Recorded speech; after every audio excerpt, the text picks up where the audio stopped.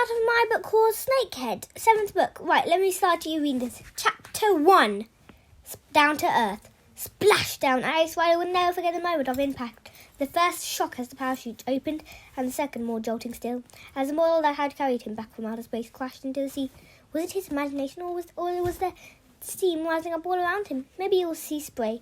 It didn't matter. It didn't matter. He was back. That was all he cared about. He had made it. He was still alive. He was lying on his back, crammed into the tiny capsule with his knees tucked into his chest. Half closing his eyes, Ice experienced a moment of extraordinary stillness. He was motionless. His fists were clenched. He wasn't breathing. Already he found it impossible to believe that the events that had led to his journey into space had really taken place. He tried to imagine himself hurtling around the Earth at 17,500 miles an hour. It couldn't have happened. It had surely all been part of some incredible dream. Slowly, he forced himself to unwind. He lifted an arm. It rose normally. He could feel the muscle working.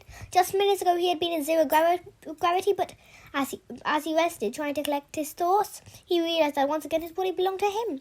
Alice wasn't sure how long he was on his own, floating in the sea somewhere. It could have been anywhere in the world, but when things happened, they happened very quickly. First, there was the hammering of helicopter blades, then the whoop of a siren. He could see very little out of the window, just the rise and fall of the ocean. But suddenly there was a palm slamming against the glass. A scuba diver. A few seconds later, the capsule was opened from outside. Fresh air came rushing in, and to Alex, it smelled delicious. At the same time, a figure loomed over him. His body wrapped in neoprene, his eyes behind a mask. Are you okay? Are you okay? Are you okay? Alex could hardly make out the words. There was so much noise outside. Did the diver have an American accent? I'm fine, he managed to shout back, but it wasn't true. He began to feel sick, and there was a shooting pain behind his eyes. Don't worry, we'll soon have you out of there. It took them a while, but Alex had only been in space a short time, but he'd never had any physical training for it, and now his muscles were turning against him. Reluctant to start pulling up their own weight. He had to be manhandled out of the capsule into the blinding sun of the Pacific morning. Everything was chaotic. There was a helicopter overhead, the blades beating at the ocean and forming patterns that rippled and vibrated. Alex turned his head and saw, impossibly, an aircraft carrier as big as a mountain looming out of the water less than a quarter of a mile away. It was flying with stars and stripes, so he had been right about the diver. He must have landed somewhere off the coast of America. There were 2 more divers in the water, bobbing up and down next to the capsule, and Alex could see a 4th man leaning out of the helicopter directly above him. He knew what was going to happen, and he didn't resist. First, a loop of cable was passed around his chest and connected. He felt it tighten under his arms, and then he was rising into the air, still in his archangel uniform, dangling like a blue-suited puppet as he was winched up. And already they knew he had glimpsed it in the eyes of the diver who had spoken to him. The disbelief. These men, the helicopter, the aircraft carrier, had been rushed out to Horowitz with a model that had just re-entered the Earth. Earth's atmosphere, and inside they had found a boy. A 14-year-old had just plummeted 100 miles from outer space. These men would be sworn to secrecy, of course. MI6 would see that. They would never talk about what had happened, but nor would they forget it. There was a medical officer waiting for him on board the USS Kitty Hawk, the ship that had been diverted to pick him up. His name was Josh Cook, and he was 40 years old, black with wire-frame glasses and pleasant, softly spoken manner. He helped Alex out of his tracksuit and stayed with him when Alex finally did throw up. It turned out that he'd dealt with astronauts before. They were all sick when they come down, he explained. It goes with the territory, or maybe I should say terra firma. You've certainly come down to Earth. You'll be fine by tomorrow morning. Where am I? Alex asked. You're about 100 miles off the east coast of Australia. We were on a training exercise when we got a red alert that you were on your way down. So what happens now? Now you have a shower and get some sleep. You're in luck. We've got a mattress made out of memory foam. It was actually developed by the NASA. it'll give your muscles a chance to get used to being back in full gravity. Alex had been given a private cabin in the medical department of the Kitty Hawk. In fact, a fully equipped hospital at sea with 65 beds, an operating theatre, a pharmacy, and everything else that 5,500 sailors might need. The cabin wasn't huge, but he suspected that nobody else on the Kitty Hawk would have this much space. Cook went over to the corner and pulled back a plastic curtain to reveal a shower cubicle. You may find it difficult to walk, he explained. You're going to be unsteady on your feet for at least 24 hours. If you like, I can wait until you've showered. I'll be okay, I said. All right. Cook smiled and opened the main door. But before he left, he looked back at Alex. You know, every man and woman on the ship is talking about you, he said. There are a whole pile of questions I'd like to ask you, but I'm under strict orders from the captain to keep my mouth shut. Even so, I want you to know that I've been at sea for a long time, and I've never encountered anything like this. A kid in outer space. He nodded. I hope you have a good rest. There's a call button beside the bed if you need anything. It took Alex 10 minutes to get into the shower. It took Alex 10 minutes to get into the shower. He had completely lost his sense of balance, and the roll of the ship didn't help. He turned the temperature up as high as he could bear and stood under the steaming water, enjoying the rush of it over his shoulders and through his hair. Then he dried himself and got into bed. The memory foam was only a few centimetres thick, but it seemed to mould itself to the shape of his body exactly. He fell almost instantly into a deep but troubled sleep. He didn't dream about the Arcane Space Station or his knife fight with Casper, the crazed eco-terrorist who had been determined to kill him, even though it was clear that all was lost. Nor did he dream about Nicole Trevor, the billionaire who had been behind it all. But it did seem to him that in the middle of his sleep he heard the whispers of voices which he didn't recognise, but which somehow he still knew. Old friends. Or old enemies. It didn't matter which, because he could make out what they were saying, and anyway, a moment later they were swept away at the dark river with sleep. Perhaps it was premonition. Perhaps it was premonitions.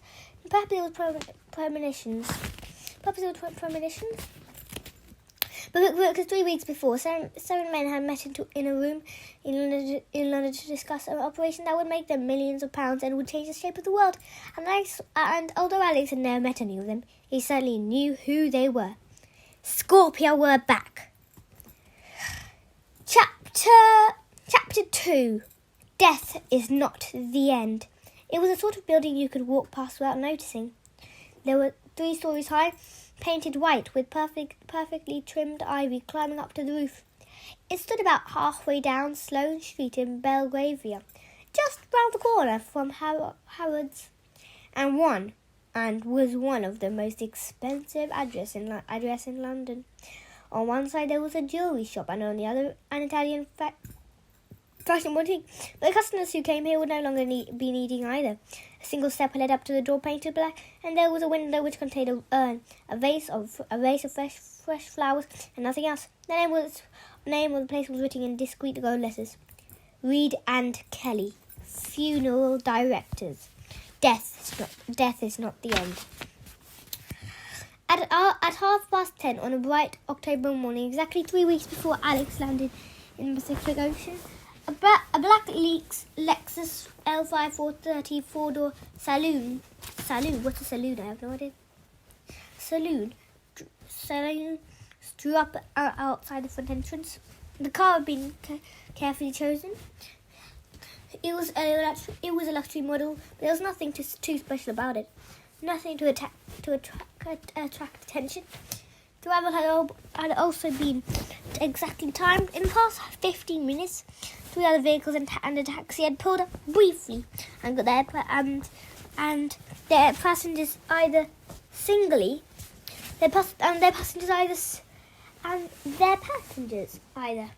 either two things. singly. Or their person is either singly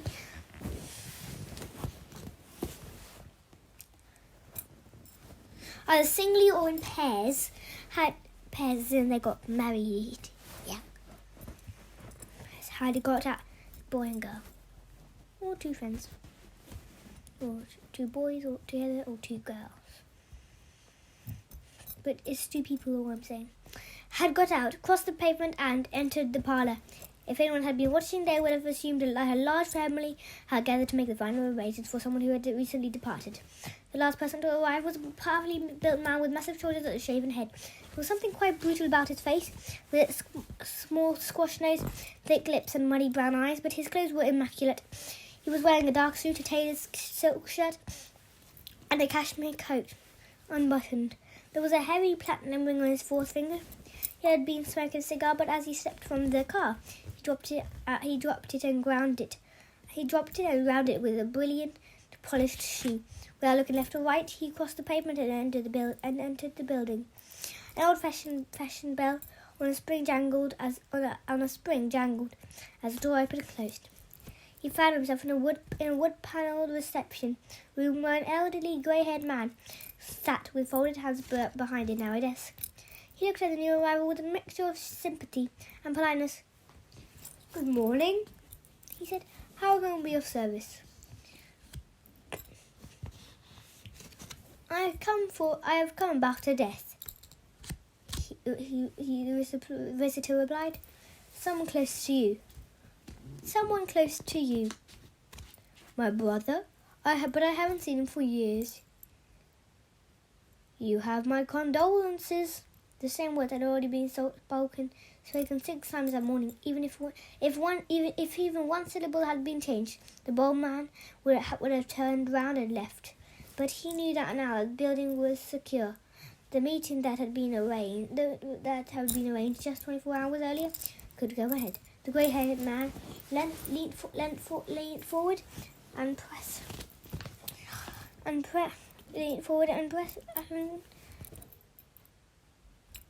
leaned forward and pressed a button concealed under the desk. At once, a section of the wooden paneling clicked open to reveal a staircase leading up to the first floor. Reed and Kelly was a real business. There once had been a Jonathan Reed and a Sebastian Kelly, and for more than 50 years they had arranged funerals and cremations until at last the time came to arrange their own.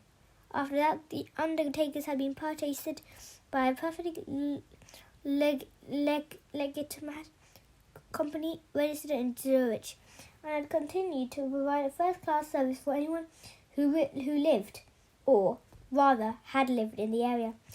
But that was no longer the only purpose of the building in Sloane Street. It had also become the London headquarters of the international criminal organisation that went by the name of Scorpia. The name stood for sabotage, corruption, intelligence, and assassination. Its form and activities the organisation had been formed some 20 years before in Paris. Its members being spies and assassins from different intelligence networks around the world who had decided to go into business for themselves. To begin with, there had been 12 of them. Then one had died of cancer, and 2 had been murdered. The other 9 had congratulated themselves on surviving so long with so few casualties. But recently, things had taken a turn for the worse. The oldest member had made the foolish and inexplicable decision to retire, which had, of course, led to his being murdered immediately by his successor, a woman called Julia Rothman, had also been killed. That had been at the end of an operation Invisible Sword, which had gone catastrophically wrong. In many ways, this was the lowest point in Scorpia's history, and there were many who thought that the organisation would never recover. and after all, the agent who had beaten them, destroyed the operation, had caused the death of Mr. Rothman, had been 14 years old. However, Scorpio had not given in. They had taken swift revenge on the boy and gone straight back to work. Invisible Squad was just one of the many projects that needed their attention, for they were in constant demand from government, terrorist groups, big business, in fact, anyone who could pay. And now they were active again, once again. They had come to this address in London to discuss a relatively small assignment, but one that would net them £10 million to be paid in uncut diamonds, easier to carry and harder to trace than banknotes. The stairs led to a short corridor, and the first floor was a single door at the end. A hidden camera had watched the bald man on his way up. A second followed him as he stepped onto a strange metal platform in front of the door, and looked into a glass panel set in the wall. Behind the glass there was a biometric scanner which took an instant image of the unique pattern of blood vessels on the retina in his eye, and matched against the computer at the reception display. Had an enemy agent tried to gain access to the room, he would have triggered a 10,000 volt electric charge through the metal floor plate, instantly incinerating him. But this was no enemy. The man's name was Delgin Curse, and he had been with Scorpio from the beginning. The door slid open and he went in. He found himself in a long, narrow room with 3 windows covered by blinds and plain white walls with no decoration of any kind. There was a glass table surrounded by leather chairs and no signs of any pens, paper or printed documents. Nothing was ever written down at these meetings, nor was anything recorded. There were 6 men waiting for him as he took his place at the head of the table following the disaster of Invisible Squad. There were now just 7 of them left. Good morning, gentlemen, Curse began. He spoke with a strange mid-European accent. The last word had sounded like gentleman. Good morning, gentlemen, Curse began. He spoke with a strange mid-European accent. The last word had sounded like gentlemen. All the men at the table were equal partners, but he was currently the acting head. A new chief executive was chosen as fresh projects arrived. Nobody replied. These people were not friends. They had nothing to say to each other outside the work at hand. We have been given a most interesting and challenging assignment, Curse went on. I need hardly remind you that our reputation was quite seriously damaged by our last failure, and as well as providing us with a much-needed financial injection following the heavy losses we sustained on Invisible Sword. This project was sufficient to put us back on the map. Our task is this: we are to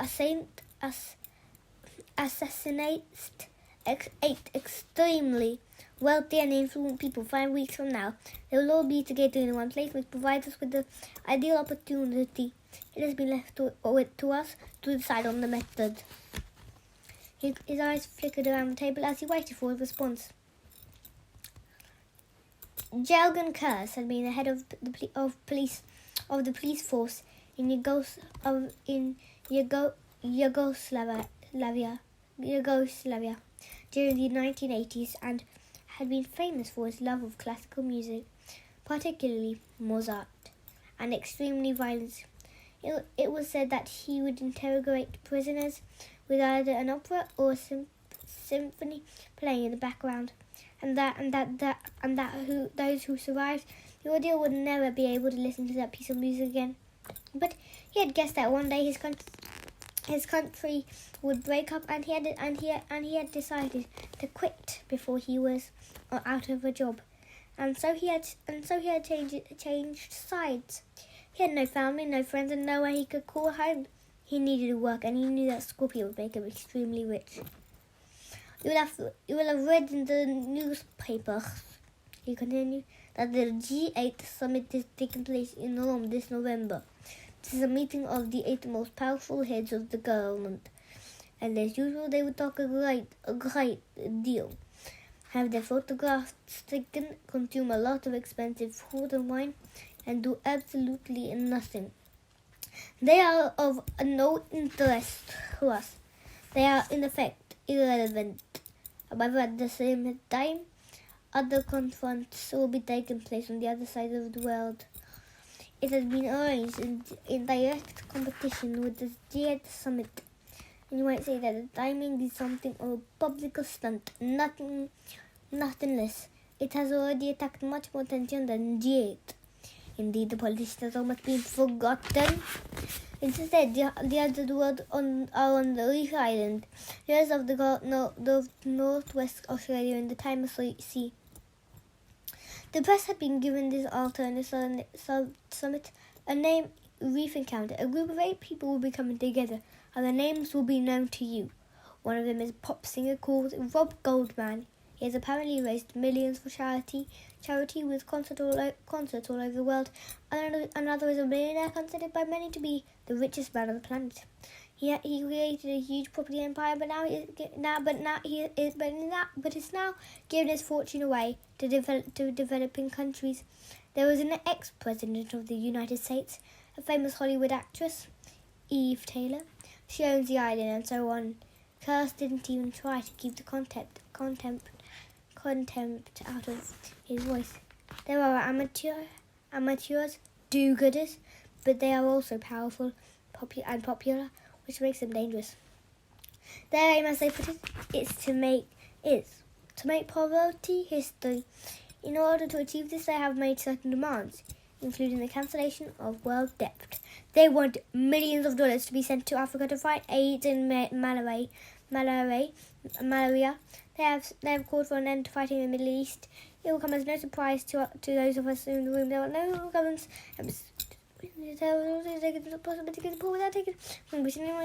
Poverty constitutes keeping people in place. It will also help the whole pricing down.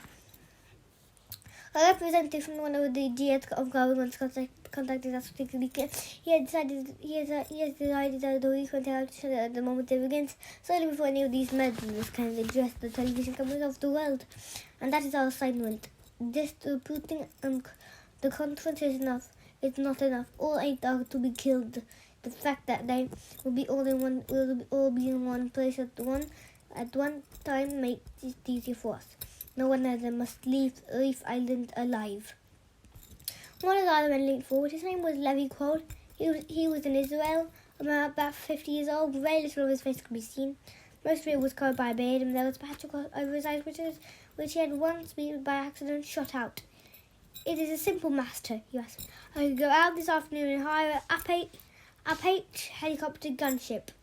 Let us say 2,000 rounds of 30mm cannon fire and a few Hellfire air-to-ground laser-guided missiles, and this conference would no longer exist. Unfortunately, it isn't quite as straightforward as that, Curse upon. As I said in my opening remark, this is a particularly challenging assignment because our client does not wish the Reef Island 8 to become Matties if they were seen to be assainted. It was only and wait to their course, and so he has specified that the deaths must seem accidental. In fact, this is critical. There cannot be even the tiniest amount of doubt or suspicion. There was a soft murmur around the table as the other members of Scorpio took this information on board. To kill one person in a way that would arouse no suspicion was simple, but to do the same for 8 people on a remote island that would not doubtless have the second tight security system, that was quite another matter. There was certain chemical nerve someone muttered. He was French. There are certain chemical nerve agents, someone muttered. He was French, exquisitely dressed with a black silk handkerchief poking out of the top pocket. His voice was a matter of fact. How about R5? A man called Mikato suggested. He was Japanese with a diamond set in one tooth, and it was rumoured Yakuza tattoos all over his body. It's the rose we supplied to Horowitz Sail. His first mission. Perhaps we could feed it into the island's water supply. Kerr shook his head. Gentlemen, both of these methods will be effective, but still might show up in the subsequent investigation. What we can require is a natural disaster, but one that we control. We need to eliminate the entire island with everybody on it, but in such a way that no question will ever be asked. He paused. and turned to the man sitting opposite him at the end of the table. Major Yu, he asked, are you getting the matter of your consideration? Absolutely. Major Winston Yu was at least absolutely. Major Winston Yu was at least 60 years old, and although he had a full head of hair, it turned completely white, unusual in a Chinese man. The hair looked artificial, cut in a schoolboy style, with a straight fringe above the eyes, and the whole thing perched on top of the head that was yellow, and the back was yellow, and that had strung like an overripe fruit. He was the least impressive person in the room, with circular glasses that thin lips, and everything about him had somehow delicate.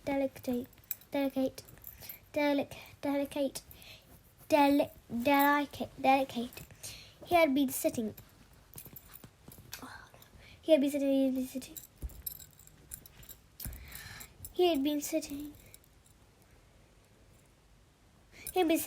very still at the table, as if afraid he might break.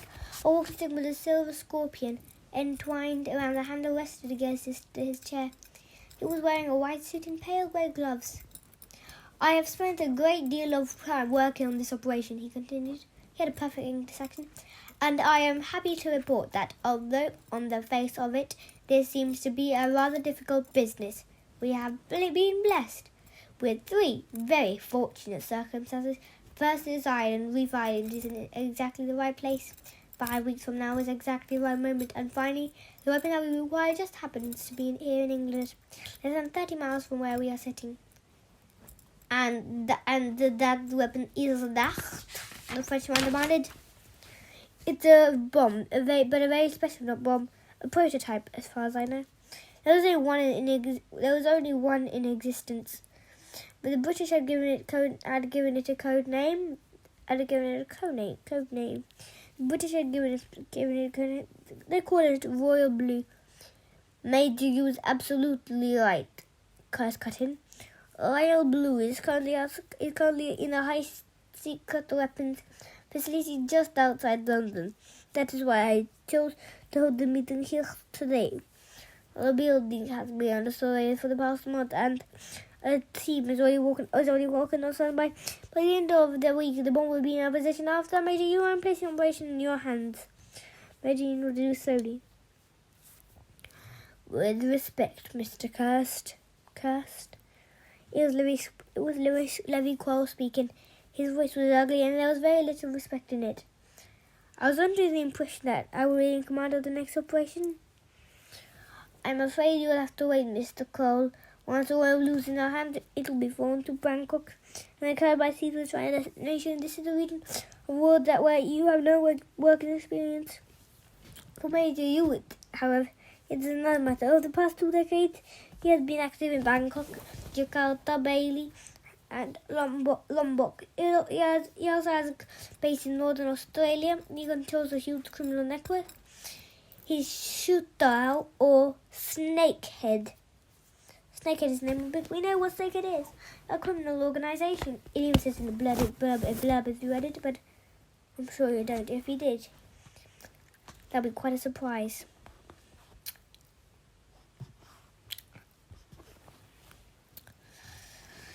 Criminal organisation. Roy Blue's in hand. He controls. They will smuggle the weapon for us. Major Yu's Snakehead is a formidable organisation, and it is in this instance is the best suited to our needs. The Israel nodded briefly. You are right. I apologize for my interruption.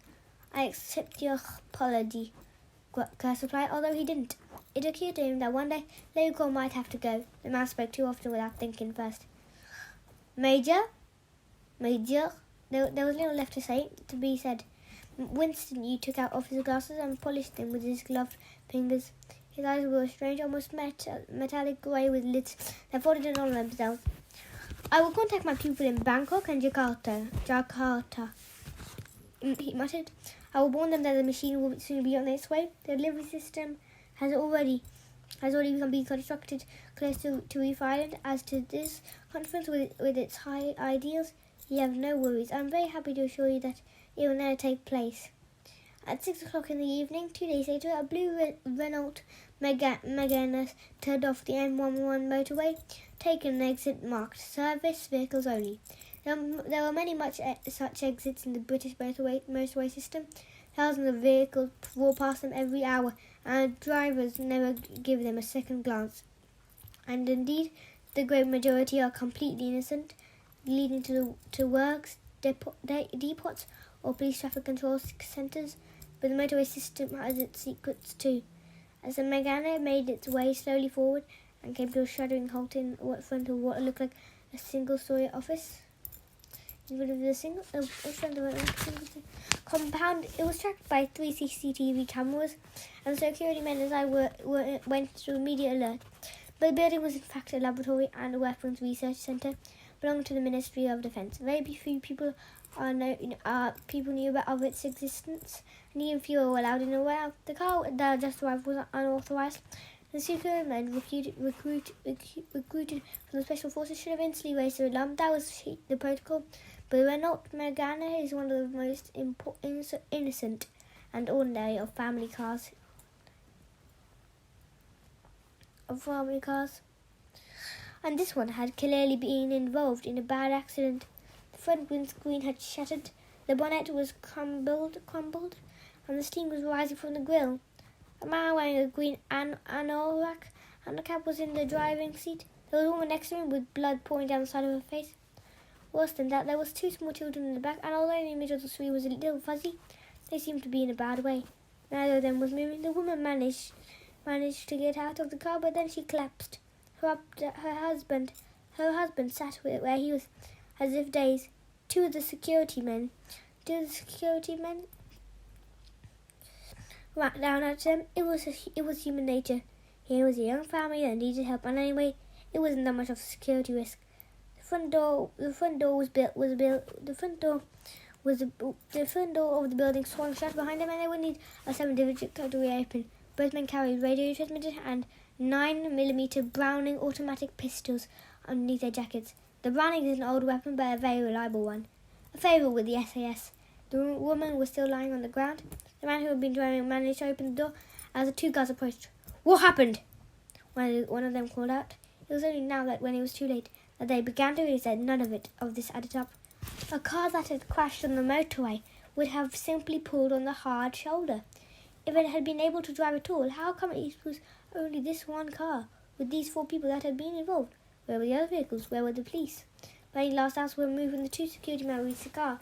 The 2 children on the back seat were dummies, with their cheap wigs and plastic smiles. They were like something out of a nightmare. The woman on the ground twisted around. A machine gun appeared in her hand. She shot the first of the security men in the chest. The second was moving quickly, reaching for his own weapon, standing up in a combat stance. He never had a chance. The driver had been balancing a silenced micro Uzi submachine gun on his lap. He tilted it and then pulled the trigger. The gun barely whispered as it fired 20 rounds in less than a second. The guard was flung away. The couple was already up and running towards the building. They couldn't get in yet, but they didn't need to. They made their way towards the back, where a silver box about 2 meters had been attached to the brickwork. The man was carrying a toolkit which he had stopped from the car. They then stopped briefly and fired 3 times, taking out all the cameras. As that moment, an ambulance appeared running up from the motorway. It drew in behind the parked Megane. The X-ray examination took very little time. The facility was equipped with a standard CBR air filtration system. The letter stood for chemical, biological, and radiological. It was designed to counter an enemy attack, but now the exact opposite was about to happen as the enemy turned the system against itself. The man took a miniaturized oxyalatian torch out of his toolbox and used it to burn out the screws. This allowed him to unfasten a metal panel, revealing a complicated tangle of pipes and wires from somewhere inside. He produced a gas mask which he strapped over his waist. He reached back into his toolbox and out a metal vial a few centimeters long with a nozzle and a spike. He knew exactly what he was doing. Using the heel of his hand, he turned the spike into one of the pipes. Finally, he turned the nozzle. The The hiss was almost inaudible as a stream of potassium cyan mixed with the air circulation inside the building. Meanwhile, 4 men dressed as paramedics, but all wearing gas masks, had approached the first entrance. One of them pressed a magnetized box, no bigger than a cigarette packet, against the lock. He stepped back. There was an explosion and a door swung open. It was early evening and only half a dozen people were still working inside the facility. Most of them were technicians. One was the head of security. He had been trying to make an emergency call when the gas had hit him. He was lying on the floor, his face twisted in agony. The receiver was still in his hand. Across the entrance hall, down a corridor and through a door marked restricted area, 4 paramedics knew exactly where they were going. The bomber was in front of them. It looked remarkably old-fashioned, like something out of the Second World War. A huge metal cylinder, silver in colour, flat at one end, pointed at the other. Only a data screen built into the side and a series of digital controls brought it into the 21st century.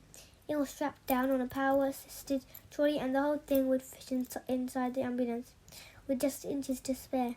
But that, of course, was why the ambulance had been chosen. They guided it back down the corridor and out through the front door.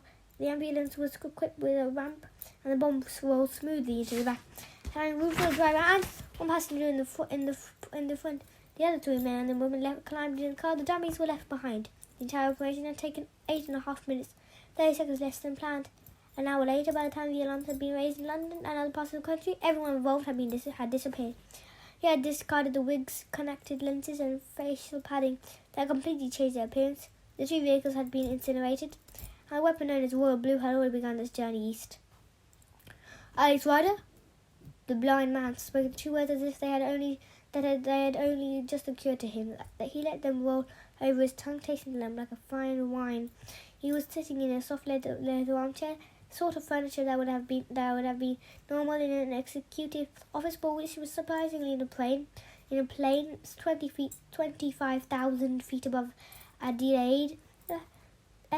The plane was of Gulfstream V executive jet, which had been especially adapted for its current use, equipped with a kitchen and a bathroom, a satellite link for worldwide communications, and a 40-inch plasma TV connected to 3 24-hour news services and a bank of computers.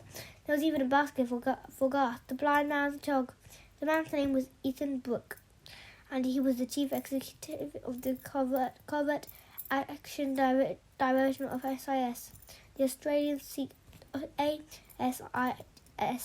Australian Secret Intelligence Service. His apartment was inevitably known as CAD, but only by those who worked in it. Very few others even knew it existed.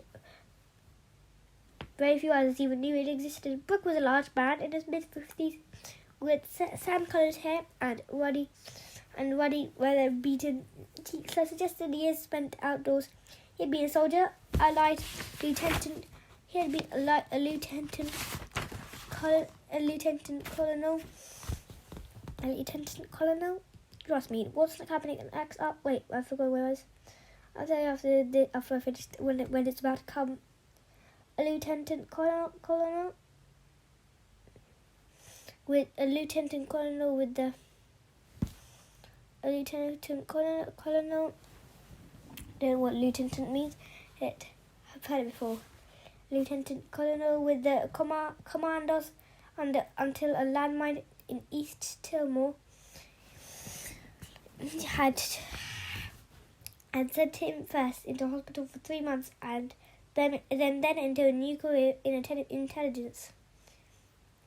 He wore Armani sunglasses tinted silver rather than the traditional black.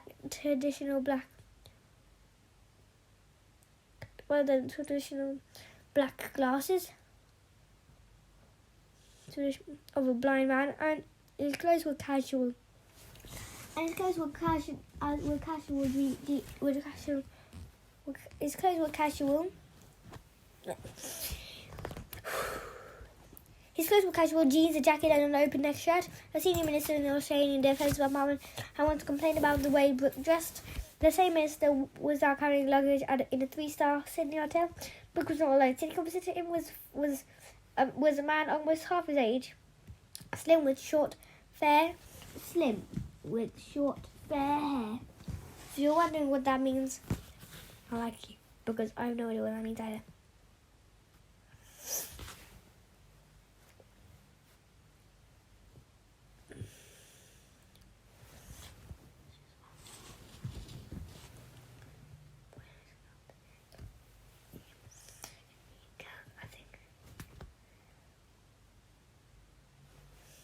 Sitting with short fair hair, he was wearing a suit. Mark Damwood had applied to join the Australian Intelligence the day after he left university. He had done this by breaking into the headquarters of SIS in Canberra and leaving his application on Brooke's desk. The two of them had now worked together for 6 years. It was Damwood who had produced the file, marked top secret, cat eyes only, that lay on the table between them. Although its contents had been translated in Braille, Brooke no longer had any need to refer them. He had read the report once and he had instantly memorized it. He now knew everything he needed about the boy called Alex Ryder. The only part that was missing from his consciousness was a true picture of the 40-year-old. There was a photograph attached to the cover, but as always he had been forced to rely on the official report. Physical description, attributes, height, 5 feet 4. Right, we're going to listen to a 4-page description of Alex Ryder. Physical description, attributes, height, 5 feet 4 inches, still short for his age, but this adds to his operation value. Weight, 120 pounds. Hair colour, fair. Eyes, brown. Physical condition, excellent, but may have been compromised by his recent injury. See Scorpio file. Skills, he had been learning karate since the age of 6 and had reached first Kyu grade, black belt. He is known to be fluent in 2 languages, French and Spanish, and is also proficient in German. Weapons training, none. Progress at school has been slow, with negative feedback from many of his teachers. Spring and summer term reports, Brooklyn School are attached. However, it must be remembered that he has been absent from his class for much of the past 8 months. Parasociological report profile. AR was recruited by MI6 Special Operations in March of this year, aged 14 years and 2 months. His father was John Ryder, alias Hunter, who was killed in action. His mother died at the same time, and he was brought up by his uncle Ian Ryder, also an active agent with MI6 before his death earlier this year. It seems certain that the boy was physically and mentally prepared for intelligence work from the earliest stage. Quite apart from the languages and martial arts, Iron Ryder equipped him with many skills, including the fencing, mountain climbing, whitewater rafting, and scuba diving. And yet, despite his obvious attitude for intelligence work, see below. AR has shown. AR stands for Alex Ryder. I'll just say Alex Ryder. Alex Ryder has shown little enthusiasm for it. Like most teenagers, he's not a patriot and has no interest in politics. MI6 had found it necessary to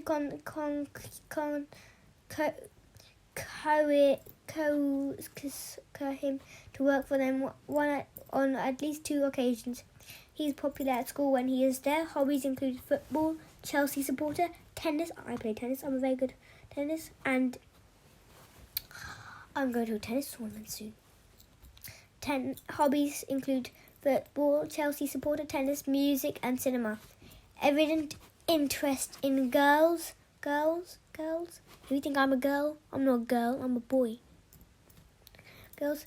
See separate file on Sabina Pleasure and report by CIA operative Tamara Knight. Lives with American housekeeper Jack Sarboy. Note, despite first name, Jack is female. No ambition to follow his father and uncle into intelligence. Past assignments, active service. The British Secret Service refused to admit that it has ever employed a juvenile and so it has been difficult to draw together any concrete evidence of Alex Ryder's record and as an agent in the field. We believe, however, that he has worked for them on at least 4 occasions. He has also been second to the USA where he has been employed by the CIA with equal success at least twice. UK. C. Herod Sail Enterprises, Cornwall. Dr. Hugo Grief, Point Blanc. Academy France, Domain Cray Software. Technology. Amsterdam, Julie Rothman, Scorpio Executive. Operation Invisible Sword, London. USA, files closed. Possible links with General Alexei Sarov, Skeleton Key. Cuba, Nicole Dreven, Flamingo Bay, Caribbean, termination of Archangel project. Although it has so far proved that impossible to confirm details, it will appear that in the space of 1 year, Alex Ryder has been involved in 6 major assignments, succeeding against impossible odds. He has survived assassination attempts by both Scorpio and Chinese triads. Current status available. Footnote. Last year, the FBI attempted to recruit a teenage agent to combat the drug syndicates operating out of Miami. The boy was killed almost immediately. The experiment has not been repeated. Secret Service files are the same world over. They are written by people who live in a very black and white world, and who, by and large, have no time for creative imagination. Certainly not if it gets in the way of facts. The various pages on Alex Ryder had given Brooke a vague impression of the boy. They had certainly been enough to set his mind working, but he suspected that they left out as much as they revealed. He's in Australia, he murmured. Yes, sir, Damon nodded. He dropped in on us from outer space. Brooke smiled. You know, if anyone else had told me that, I'd swear they were yanking my chain. He really went into space. He was put out of sea 100 miles off the east coast. He was sitting in the re-entry model of a Soyuz frigate. Of course, the Americans aren't telling us anything, but it's probably no coincidence. According to NIWA or NIWO, the Archangel space station blew up at around the same time. NIWO or NIWO is National Intelligence Watch Office.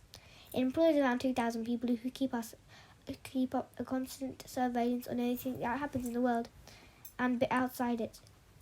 That was Rowan's big idea, Brooke muttered. A space hotel? Yes, sir. I always had a feeling he was up to no good. There was a bit of turbulence, and the plane dipped down. The dog in his basket whined. He never cared. He never had cared for much for flying, but when they steady and continued in their arc over the clouds heading northeast to Sydney. You think we can use him? Brooke demanded. Alex Ryder doesn't like being used, Dan replied. And from what I've read, there's no way he's going to volunteer.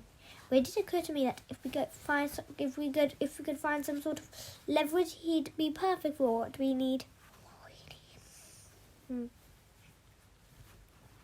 Put a kid into the pipeline and nobody's going to suspect a thing. It's exactly the same reason the Americans sent him to Skeleton and it worked for them. Where is he now? They're flying him over to Perth, sir. But they wanted him somewhere safe, and they settled on SAS HQ at Swanbourne. He's going to need a couple of days to wind down. Brooke fell silent with eyes permanently covered. It was always difficult to work out what he was thinking, but Damon knew that he would be turning over all the possibilities that he would come back with a decision and sick bite. Maybe there was no way the SAS could persuade this English kid to work for them, but if there was a single weakness, anything they could use to their advantage, his boss would find it. A moment later, Brooke nodded. We could pair him with Ash, she said. They were simple, but brilliant. Ash is in Singapore, Damon said. Operational, a routine exclamation. As of now, he's resigned.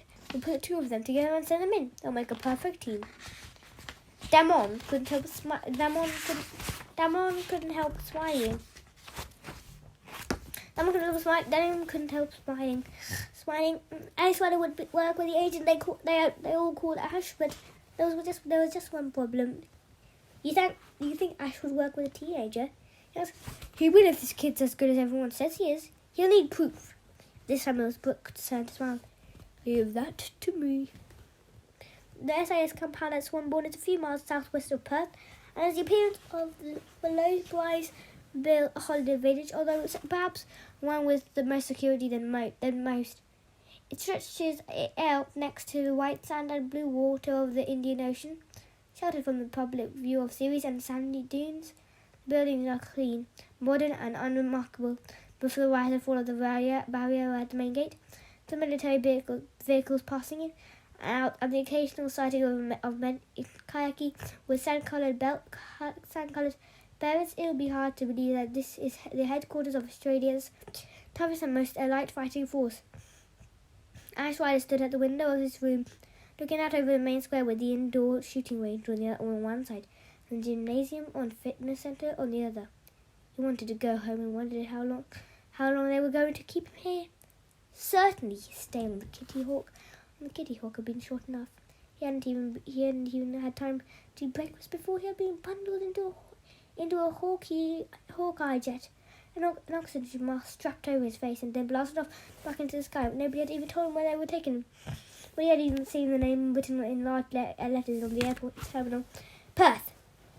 There had been a jeep parked on the runway, and the next thing he knew, he was bouncing through the very ordinary-looking suburb of Swanbourne. The jeep drove into the SAS compound and stopped. A single soldier was waiting for him. His eyes shielded by sunglasses, his mouth was a straight line that gave nothing away. Alice was shown into a comfortable room with a bed, a TV, and a few of the sound dunes. The door was closed, but it wasn't locked, and here he was now. They hadn't carried him the entire width of Australia. He wondered what would happen next. There was a knock on the door. Alice opened it. A second soldier in green and ox battle fatigues stood in front of him. Mr. Ryder, I'm Alex. Colonel Abbott sends his compliments. He'd like to speak to you. Alex followed the soldier across the compound. There was nobody else around. The sun was beating down on the empty parade ground. It was almost midday, and the early Australian summer was already making itself felt. They reached the bungalow, standing on its own knee near the edge of the complex. The soldier knocked on it without waiting for an answer, opening the door for Alex to go in. The same business-like man in his 40s was sitting behind a desk, also wearing fatigues. He had been writing a report, but he stood up as Alex came in. So you're Alex Ryder. The Australian accent came all with a surprise. With his short, dark hair and craggy features, what could have been a mistake for an Englishman? He reached out and shook Alex's hand warmly. I'm Mike Abbott, and I'm really pleased to meet you, Alex. I've heard a lot about you. Alex looked surprised, and Abbott laughed. 6 months ago, there was a rumor that the Brits were using a teenage agent. Of course, nobody believed it, but it seems they've been keeping you busy. And after you took out the mayor, very well, I'm afraid you can't blow up Air Force One in the middle of London without someone hearing about it. But don't worry, you're among friends. Abbott gestured toward the chair, and I sat down. It's very kind of you, Colonel, but he said, but I really want to go home. Abbott returned to his own chair. I can understand that, Alex, and I really want to send you on your way. We just need to fix a couple of things. What things? Well, you landed in Australia without a visa. Abbott held up his hands before Alice could interrupt. I know that sounds ridiculous, but it has to be sorted out. As soon as I've got the green light, I'll book you on the first plane back to London. There's someone I want to call. I suppose you're thinking about Jack Starbright, your guardian. Abbott smiled at Alex and wondered how he knew about her.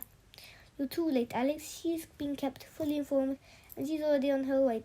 Her flight left Heathrow about an hour ago. It'll take her another 25 hours to arrive. The two of you will meet up. In Sydney. In the meantime, you're my guest here at Swanbourne.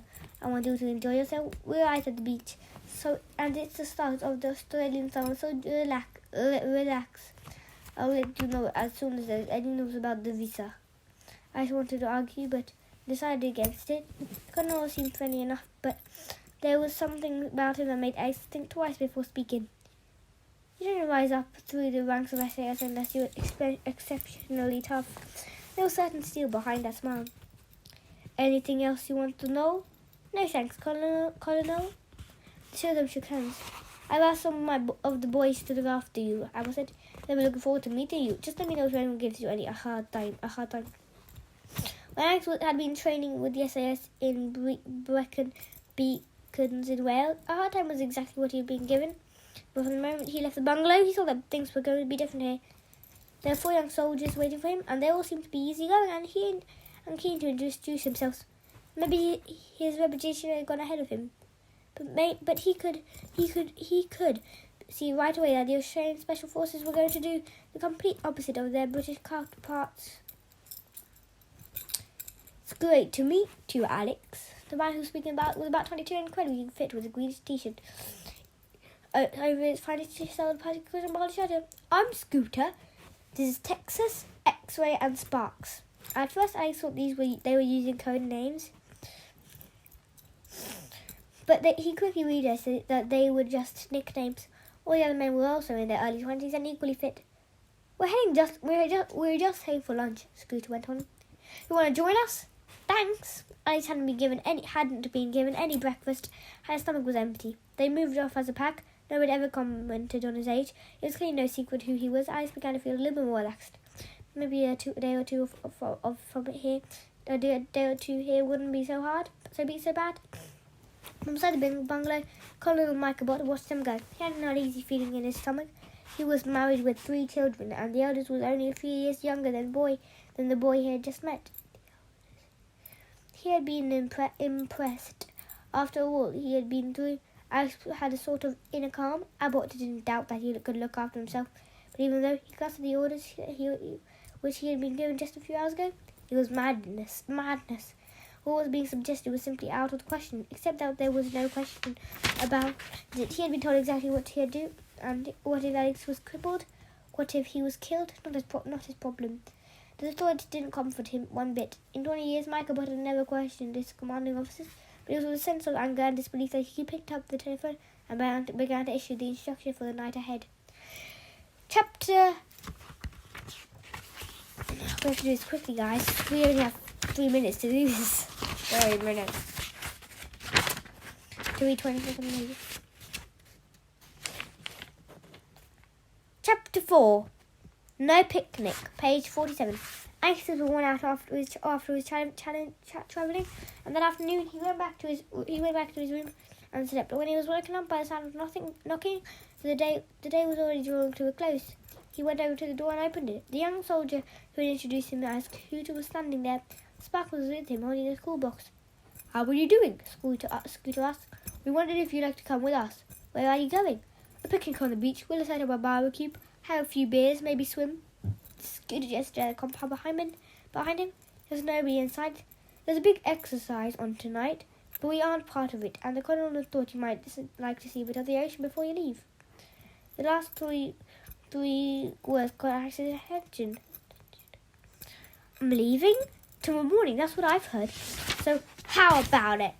Sure! Alex had nothing else to do that evening. He didn't particularly want to watch TV on his own. Great, we'll pick you up in 10 minutes. The 2 men walked off, and it was only much later when he was 10,000 miles away. Alex could remember the moment and the way they had glanced at each other as if there was something that bothered him, but he didn't register. But if he noticed it at the time, he didn't register it. He went back into the room and pulled on his trainers. The SAS had provided him with some fresh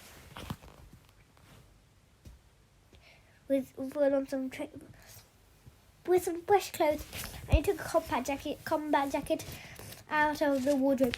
Scoop had talked about swimming, but the sun was getting lower, and I had already felt a cool breeze rolling in.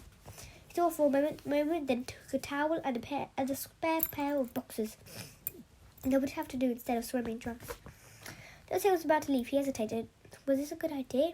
Heading off down the coast with a group of strangers, almost 10 years older than him? Suddenly he felt very alone and a long way away from home, but Jack was on her way. Scrooge had told him that he would be leaving the next day. He shook himself out of the mood and left the room, closing the door behind him. Almost at once the jeep drew up with Sparks driving, and Scooter in the passenger seat. Texas and X-Ray were in the back with bags and cool boxes, blankets and a guitar piled up around them. They had left a narrow space for Alex. As he climbed in, he noticed that Texas was balancing an automatic pistol on his lap, testing the mechanism.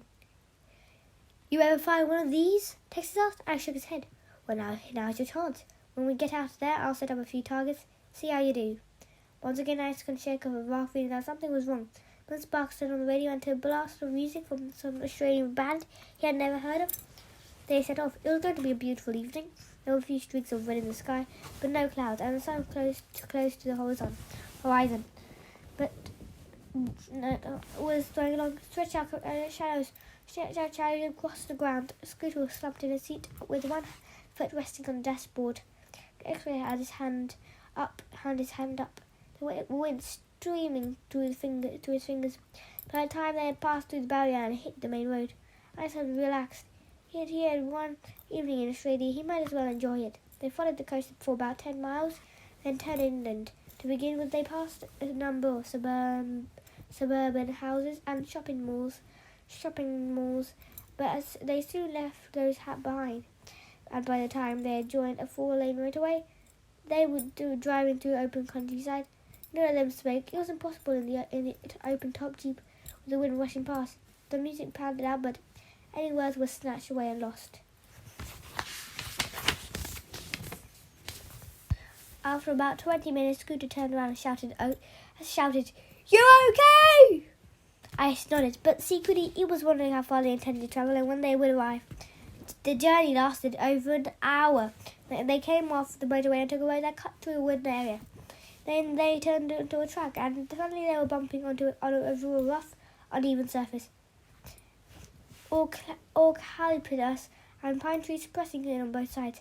X-Ray had taken out a map. He leaned forward and tapped Scooter on the shoulder. "Is this the right way?" he shouted. "Sure!" Scooter shouted back without looking behind him. "I think we've come too far." "Forget it, X-Ray. This is the right way."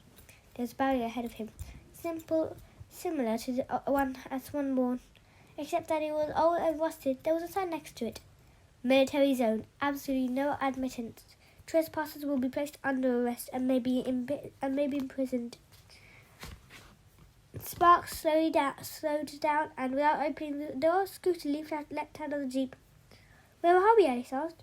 "You'll see," Sparks replied. "We come to a load of places around here. You'll like it." "We've come too far," X-Ray insisted. "We should have turned off a mile back." Scooter had opened the barrier. It obviously hadn't been locked, and the jeep rolled through. As it passed him, he leapt back into the passenger seat, and then once Sparks stepped on the accelerator, and they shot forward, bumping over roots and potholes. It had become very dark. The last of the daylight had slipped away without Alex noticing, and suddenly the dreams seemed very close, threatening to block the way ahead. The surface was getting worse and worse. Alex had to cling on to the side as he was thrown around, the cool boxes lifting into the air and hanging there before crashing down again. Leaves of brightness flickered briefly, and thousand black shadows caught in the headlights before they whipped into the windscreen and disappeared behind. The tracks didn't seem to be going anywhere, and Alex was having to fight back a sense of unease, wishing he had come when he came to a shredding halt. Soft sand underneath the wheels. They had arrived. Sparks turned off the engine, and once the sounds of the evening surrounded them, asked to whisper of the breeze and the rhythmic of the breaking of the waves. They had come to a beautiful place, a private beach, with perfect white sand that curved round the coast next to a black and silver sea. There was a full moon and a fantastic cluster of stars which seemed to go on forever, stretching to the very ends of the southern hemisphere. "Everybody out!" Scooter shouted. He kicked the door open and tumbled out onto the sand. "X-Ray, get me a beer. Texas, it's your turn to cook. I always cook, Texas complied. Why do you think we invite you? Here, Alex had produced a can of Foster's. He threw it to Scooter, then turned to Alex. You want a beer? You got a Coke? Alex asked. Sure. Alex found a can and passed it over. Meanwhile, Texas had begun to unload the Jeep. Alex saw that and turned to Alex. You want a beer? You got a Coke? Alex asked. Sure. Alex found a can and passed it over. Meanwhile, Texas had begun to unload the Jeep. Alex saw that the SAS man had brought sausages, burgers, steaks and chops. Enough meat to feed a small army. But apart from a greasy blackened steel grill, there was no sign of the promised barbecue. Scrooge must have read his mind. We're going to build a bonfire, Alex, he said. You can help collect wood. Sparks had taken the guitar out of the back. He rested on his knee and strummed a few chords. The music sounded faintly, lost in the emptiness of the night. Okay, here's the plan, Scrooge said. You see that he was the national leader, even if all four men were the same age and rank. Alex and I will fetch the firewood. Texas and X-Ray can start setting things up. Sparks, you keep playing. He took out a torch and threw it to Alex. If you get lost, just listen out for the music, he said. It'll guide you back to the beach. Right. Alex wasn't sure he would be able to hit the guitar once he was in the wood, but Scooter seemed to know what he was doing. Let's go, Scooter said. He also had a torch. And it flicked on. The beam was powerful.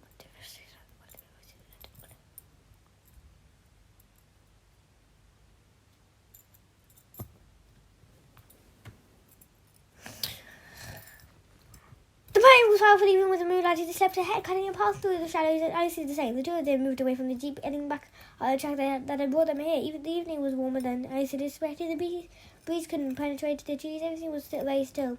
You all right? Scooter asked. Alice nodded. We'll build a fire and get things cooking, then we can have a swim. Right. They continued walking. It seemed to Alex that they had left the beach a long way behind him. He could still hear the music. But it was so distant that the notes seemed to have broken up, and he couldn't make out the tune. Any tune. See if you could find any dead wood. It burns better. Alex trained his torch on the forest floor. There were broken branches everywhere, and he wondered why they had come so far to collect them. But there was no point arguing. He reached down and gathered a few pieces together, then a few more. It didn't take him long to build up a pile anymore, and it wanted to be too heavy to carry. He stretched the wood to his chest. He stood up and looked around for Scooter. That's when he realised he was on his own. Scooter? There was no reply. Nor was there any sign of the SAS man's torch. Alex wasn't worried. It was likely Scooter had already collected his first bundle and was making his way back to the beach. Alex listened out for the sound of the guitar, but it had stopped. Now he felt the first prickle of doubt. He had been so busy collecting the branches that he had lost his sense of direction. He was in the middle of a wood, surrounded by blackness on all sides. Which way was the beach? Ahead of him he saw a blink of white, a torch. Scooter! I called out his name a second time, but there was no reply. It didn't matter. He had definitely seen the light, and as if to reassure him, it rushed again. It headed towards it. It was only when he had gone 20 or 30 paces that Alex realized he was nowhere near the beach. It's just that he had been drawn even further into the forest. It's almost as if it had been done on purpose. He was the moth, and they had shown him the candle. But now the light had vanished. Even the moon had disappeared. Nodding himself, Alex dropped the wood. He could almost pick up more later. All he wanted to do right now was find his way back. 10 more steps and brutally the trees fell away, but he wasn't at the beach. Alex's torch showed him a wide, barren clearing with little hillocks of sand and grass. The forest circled all around him. There was no sign of Scooter or the flickering light that led him here. Now what? Alex decided to go back the way he had come. He might be able to pick up his own footprints. The pile of wood he had dropped couldn't be too far away. He was about to turn with something. Some animal instinct made him meditate. About 2 seconds later, the whole world stopped. He knew it was going to happen before it actually did. Alex had been in danger so many times that he developed a sense, a sort of telepathy, that forewarned him. Animals have it, the awareness that makes their hackles rise and sends them running before there's any obvious reason to flee. Alex was throwing himself to the ground even before the missile fell, smashing the trees into matchsticks, scooping up a ton of earth and hurtling into the sky, shattering the silence of the night and turning its darkness into brilliant, blinding day. The explosion was enormous. Alex had never felt anything like it. The very year had been transformed into a giant fist, a boxing glove that pounded into him. What a violence! And for a moment he thought he must have broken a dozen bones. He couldn't have hair. He couldn't see. The inside of his skull was boiling. Perhaps he was unconscious for a few seconds, but next thing he knew, he was lying on the ground with his face pressed into a clump of grass and sand in his hair and eyes. His shirt was torn. His shirt was torn. There was a pot in his ears, but otherwise he seemed unhurt. How close had the missile fallen? Where did it come from? He has excited himself. This was a third more impressive one into his mind. Were there going to be any more? There was no time to work out what was going on. An expert outsider dragged himself to his knees. At the same moment, something burst into the sky. A white flame that hung there, suspended high above the trees. Isis tensed himself, expecting for another blast, but quickly recognized for what it was. Very light, a lump of burning phosphorus, designed to illuminate the area for miles around. He was still getting almost too late. He realized that he had turned himself into a target, a black cutout against the brilliant artificial glare. Threw himself into the stomach a second before a cascade of machine gun bullets came flying out of nowhere, pulverizing branches and ripping up the leaves. There was a second explosion, smaller than the first. This one starting at ground level and sending a column of flame shooting up. Alex covered his head with his hands. Earth and sand splattered all around him. He was in a war zone. It was beyond anything he had ever experienced. But common sense told him that no war had broken out in Western Australia. This was a training exercise, and somehow insanely he had stumbled into the heart of it. He heard a blast of the whistle, and two more explosions followed. The ground underneath him trembled, and suddenly he found that he could no longer breathe. The air around him had been sucked away by the force of the blast. More machine gun fire. The entire area was being strafed. Alex glanced up, but even the very light he knew there was no chance he could see anyone. Whoever was firing could be half a mile away, and if he stood up and tried to make himself seen, he would be cut in half before anyone realized their mistake. But what about Scooter? What about X-Ray and the others?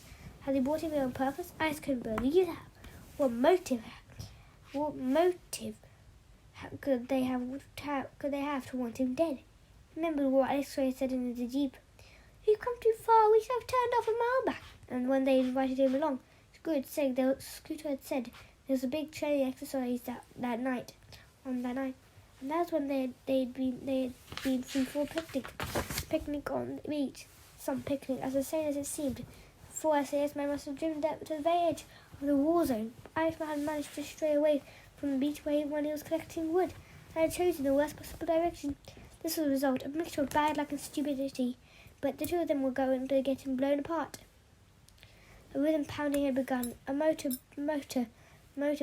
bombarding a target that had been allowed to be somewhere close by. As each shell detonated, Alex felt a stabbing pain behind his eyes. The power of the weapon was immense. If this was just a training exercise, he wondered what it might be like to get caught up in a real war. It was time to go. With the motor still firing, Alex scrambled to his feet and began to move. Not sure which way he should go. Knowing only that he couldn't remain here anyway, he had lost all sense of direction. There was a scream of something falling, and over a great bonfire that struck the ground. Someone iced over to Alex's leg and told him all he needed to know. He had off to the right. A crackle of machine gun fire. Alex thought he heard someone shout, but when he looked around, there was no one there. That was the most unnerving thing. To be in the middle of a battle with not a single combatant visible. The tree had caught fire. The entire trunk was wrapped in flames, and there was black and crimson shadows sleeping all over the ground ahead. Just beyond, Alex caught sight of the wire fence. It wasn't much to aim for, but at least it was man-made. Maybe in defying the perimeter of the war zone, he would be safer on the other side. Alex broke into a run. He could taste the blood. He must have bitten his tongue when the first bomb went off. He felt bruised all over. He wondered if he might be hurt more than he actually knew. He reached the fence. It was made of barbed wire and carried the other sign. Danger, keep out. Alex almost smiled. What danger could there possibly be on the other side that was worse than this? As if to answer, there were 3 more explosions less than 100 meters behind him.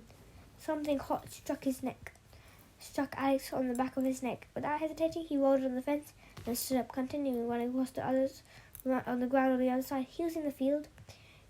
there was still no sign of the ocean. He was surrounded by trees on all sides. He slowed down and tried to take his bearings. His neck hurt. He'd been burned by whatever it had hit him. He wanted a scooter and the others were looking for him. He would certainly have a few things to say. He would certainly have a few things to say to him if he ever got out of here alive. He continued. His right foot came down on something small and metallic. He heard and felt it click beneath his sole. He stopped, and at the same time a voice came out of the darkness just behind him. Don't move. Don't even move a step. Out of the corner of his eye, I saw a figure roll on the first. At first he thought it must be Scooter, but he hadn't recognised the voice, and a few seconds later he saw that it was an older man with black curly hair and the beginnings of a rough beard, dressed in full military gear, carrying an assault rifle. The bombs and shelling seemed to have faded into the distance. They must have been redirected at a target further away.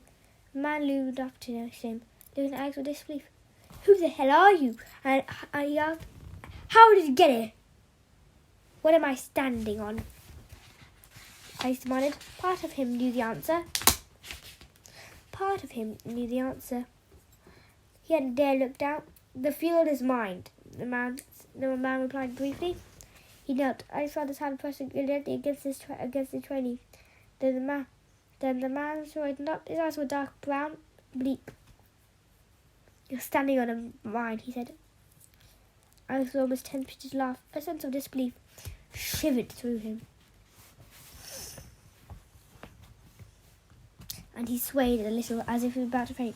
Stay exactly as you are, the man shouted. Stand up straight. Don't move from side to side. If you release the pressure, you're going to kill us, both of us. Who are you? Alex exclaimed. What's going on here? Why is there a mine? Didn't you see the sign? It just said danger, keep out. What more did you need? The man shook his head.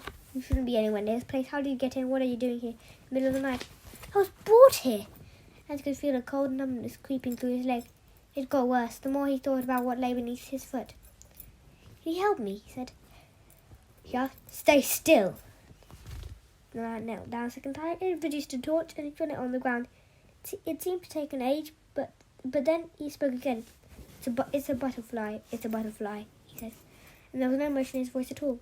It's a Soviet PFM-1, a pressure-sensitive blast mine. You're standing on enough high explosive to take your leg off. What's it doing here? And it's quiet. He had to fight. The insect had lifted his foot off the deadly thing. His entire body was screaming at him to run away. They train us, the man gasped. They use these things in Iraq, Indonesia. We have to know how to deal with them. How else are they going to do it? But in the middle of a field? But in the middle of a field? You shouldn't be here. Who brought you here? The man straightened up. He was standing very close to Alex. His brown eyes boring into him. I can't neutralize it, he muttered. Even if I had the training, I couldn't risk it in the dark. So what do we do now? We're going to have to go get help. Do you have a radio? If I had a radio, I'd already have used it. The man laid a hand briefly on Ice's shoulder. There's something else you need to know, he said. Speaking softly, his mouth was next to Ice's ear. These things have deadly mechanism, a separate fuse, which you'll have activated when you step on it. You mean it's going to blow up anyway? In 15 minutes. How long will it take you to find someone? I'll move as quickly as I can. If you hear a click, you'll feel it under your foot. You'll throw yourself flat on the ground. It's your only hope. Good luck. Wait! Ice began, but the man had already gone. As stood there, he lost sense of any feeling in his leg, but his shoulder was burning and he was beginning to shiver quite violently. A shock sent in. He forced himself to bring his body back under control, afraid that the slightest movement might trigger a hideous end to this ordeal. He could imagine the sudden flash, the pain, his legs separated from his body. And there was nothing he could do. His foot was glued to the device that was ticking away, even now beneath him. He looked around and he noticed that the mine had been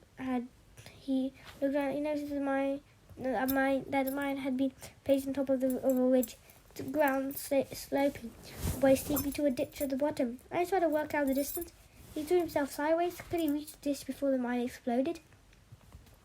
As if the force of the blast was above him, would he perhaps escape the worst of it? The bombing had stopped. Suddenly everything was very quiet once again. Alex experienced a sense of being completely alone. It sounded like a scarecrow in the middle of an empty field. He wanted to call out, but was afraid too. Casey accidentally shifted his weight. How long had it been since the man had gone? 5 minutes? 10? And how accurate was the timer anyway? The man could go off at any moment. So did he wait, or did he take his life into his own hands? I made a decision. He took a deep breath, tensing his body, trying to think with his muscles. His legs had coiled springs that would launch him to safety. His right foot was resting on mine. The left was on flat ground. That was the one that would have to do most of the work. Astro tried to force himself, knowing that he might be making the worst mistake of his life. So that seconds from now he could be crippled in agony. Do it! He jumped. At the very last moment he changed his mind, but continued anyway. Launching himself down slow with all his strength, he thought he felt the one shadow very slightly at his foot left it. But it hadn't exploded. At least not in the half second that he had left the ground. Automatically, he crossed his arm in front of his face to protect himself from the fall and the blast. Slope was rushing past him. Dark streak at the corner of his vision, and he hit the ditch. Water cold and muddy, splattered into his face. And his shoulder hit something hard. Behind him there was an explosion. The mine. Clumps of earth and grass rained down on him. And nothing. His face was underwater. He pulled his head back. Spitting mud and plume of smoke rose into the night sky. The fuse must have given him 3 seconds before he detonated the mine. He had taken those 3 seconds and they had saved him. He got unsteadily to his feet. Water was dripping from his hair down his face. His heart was pounding. He felt drained, exhausted. He lost his balance, put a hand out to steady himself, and the wind says he caught it on the barbed wire fence. But at least he had found a way out. He held on underneath and tried to work out which way to go. The second the question was answered for him. He heard the sounds of the engine, saw 2 beams of light cutting through the trees. His own name was being called out. He hurried forward and found a track. The 4 SAS man were in the jeep. This time X-Ray was driving. They were moving slowly through the wood, searching for him. Alex saw that they had left the cool boxes behind, but Sparks had remembered his guitar. Alex! X-Ray slammed on the brakes and the scooter leapt out of the passenger seat. He looked genuinely concerned, his face white in the glare of the headlamps. Are you okay? Jesus, we've completely screwed up. We got to get out of here. We shouldn't be anywhere near this place. I told you, X-Ray began. Oh, not now, Scooter snapped. He grabbed hold of Alex. As soon as the bombs went off, I knew what had happened. I looked for you, but we must have got separated. You look terrible, mate. Are you hurt? No. Alex didn't trust himself to say any more. Get in. We'll get you home. Don't know what to say to you. We're completely idiots. We're complete idiots. We got you killed. This time Alex took the front seat. Scooter climbed in the back with the others, and they set off back down the track and out towards the main road. I still wasn't sure what had just happened. How SAS man had managed to get themselves into this mess. Nor did he care. He allowed the noise of the engine to drift away on a cool night. And seconds later, he was sound asleep. Chapter 5. On the Rocks. 2 days later, Alex had put his experiences at Swanbourne behind him. He was sitting outside a cafe in Sydney, the Opera House on one side, the great stretch of the harbour bridge on the other. It was the world's famous picture postcard view, and he had seen it many times, but now he was actually... Chapter 5. On the Rocks. That's Chapter 5 on the Rocks. Eating in it many times, but now he was actually in it, eating vanilla and strawberry ice cream, and watching as the manly ferry came gliding into the quay, scattering the smaller craft. The sun was beating down and the sky was dazzling blue. It was hard to believe that he was really here. Alex wasn't alone.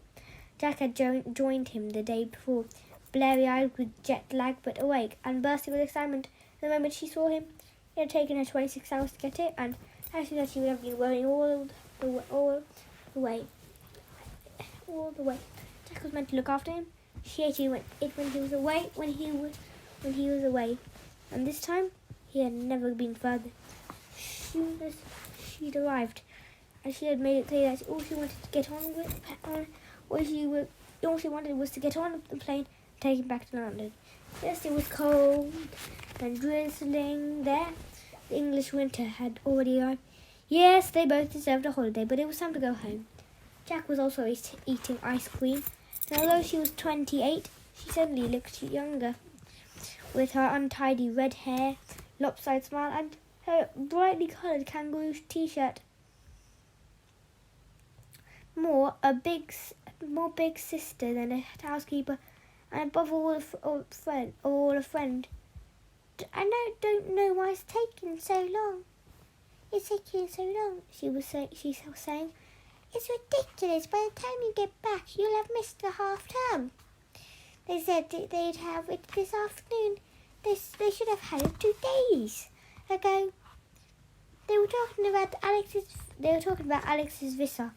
That morning, Jack had received a call at the hotel where they were saying they'd be given an address of a government office in Macquarie Street, just past the old Parliament building. The visa would be ready at 4 o'clock. I asked if he could pick it up there. Could we stay here a couple of more days? Alice asked. Jack looked at him curiously. Don't you want to go home? Alice paused. Yes, I suppose so, but at the same time, I'm not quite sure. I'm ready to go back to school. I've been thinking about it. I'm worried. I'm not worried that I'm not going to be able to fit in. Of course you'll fit in, Alex. I've got lots of friends. They'll be missing you. Once you're back, though, you won't forget any of this. You'll forget any of this had ever happened. But Alex wasn't so sure. He and Jack had talked about it the evening before. All he had been through. After all he had been through, how could he go back to geography lessons and school and being told off for running too fast down the corridor? The day MSX had recruited him, they had built a wall between him and in his past life. He wondered if there was now any way back.